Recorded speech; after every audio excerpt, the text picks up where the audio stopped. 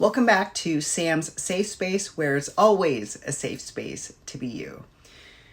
We've all had moments where life feels like it's stacked against us. A heartbreak, a betrayal, a rejection, or a loss can leave us asking, why me?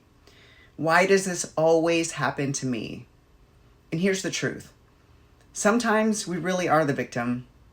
Life can be unfair. People can hurt us. Circumstances can blindside us. That pain is real and it deserves to be acknowledged. But here's where the trap lies. When we allow that moment to become our identity, playing the victim isn't about the hurt we went through. It's about getting stuck there. It's when we decide to build our home in the middle of our pain instead of letting it be just a stop on the journey. The danger is this. When we cling to victimhood, we trade in our growth, our freedom, and our potential for a story that keeps us small. Today, we're going to talk about what playing the victim really means, why it can feel so hard to let go of, and how we can step into a more empowered story. Segment 1, what does it mean to play the victim? Playing the victim doesn't mean you're weak or broken. It means you're human. But it's important to see the difference between being a victim and playing the victim. Being a victim means you've been hurt, mistreated, or dealt a tough hand. That's real and that's valid. Playing the victim means making that pain your whole identity, repeating the story so often it becomes who you are instead of something you experienced. It often sounds like, nothing ever goes right for me. I can't move forward because of what they did to me. Other people get opportunities, but not me. When we play the victim, it's like pressing pause on our own growth.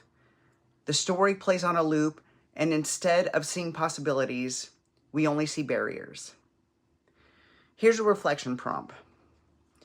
Where in your life do you tell the same painful story again and again?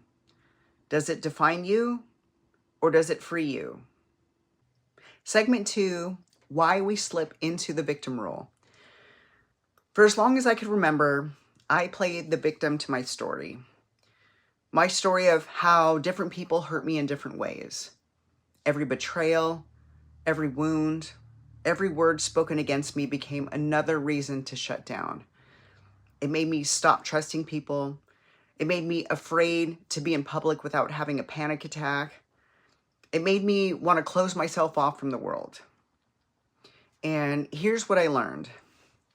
Those reactions weren't weaknesses.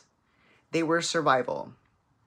Playing the victim was the armor I wore because I didn't know how else to protect myself. But the problem with armor is that it keeps out more than just the danger. It also keeps out connection. It keeps out growth. It keeps out love. So why do we slip into the victim role? The comfort of familiar. Even if pain can feel like home, it's what we're used to. Predictability feels safer than the unknown. Another reason, the pool of validation. Sympathy can feel like love. When people comfort us, it feels good, but it can become addictive, keeping us tied to our pain story instead of real healing. And lastly, old wounds, old scripts. For many of us, the victim mindset began in childhood, when we really were powerless. If no one helped us rewrite that script, we carry it forward into adulthood. And here's a reflection prompt. When I feel powerless today, is that my adult self speaking, or is it my inner child reliving an old wound? Segment 3, how the victim mindset holds us back. Playing the victim might feel protective, but it actually chains us to the past.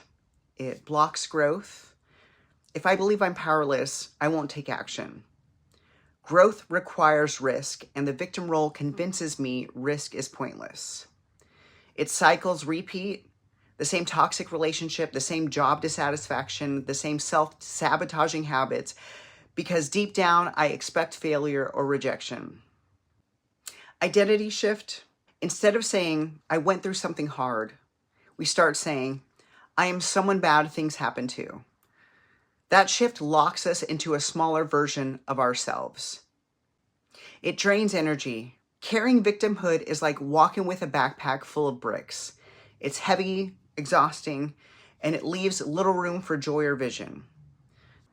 The heartbreaking part, we start to believe we're not capable of more, even when the truth is the opposite.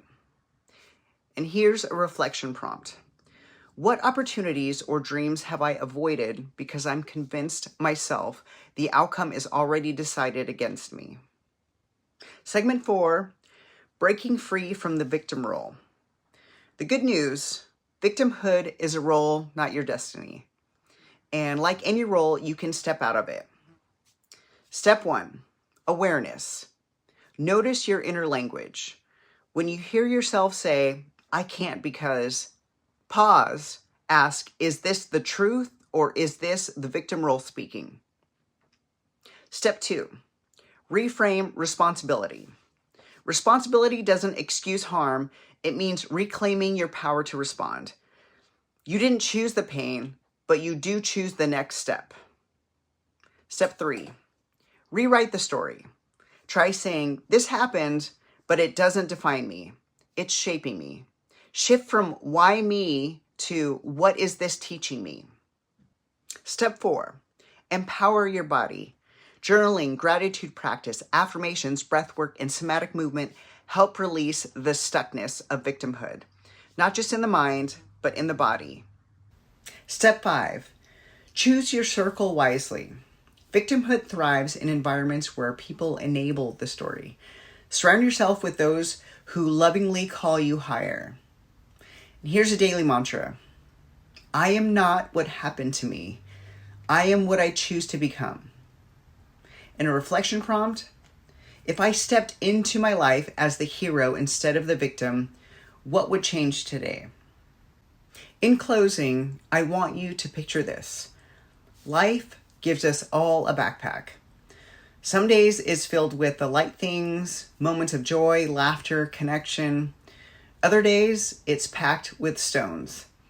Loss, betrayal, rejection. Carrying it gets exhausting. And it's okay to set the bag down when it gets heavy. It's okay to sit on the side of the road and rest.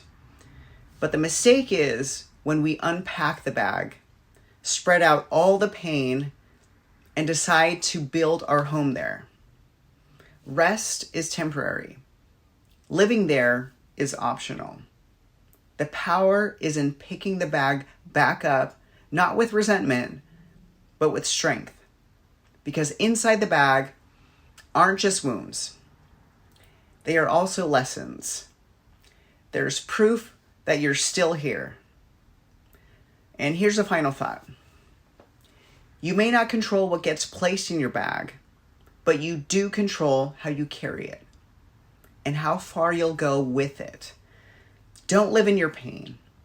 Carry it with wisdom and let it fuel your journey forward. Thank you so much for spending time with me today and for being open to doing this kind of inner work.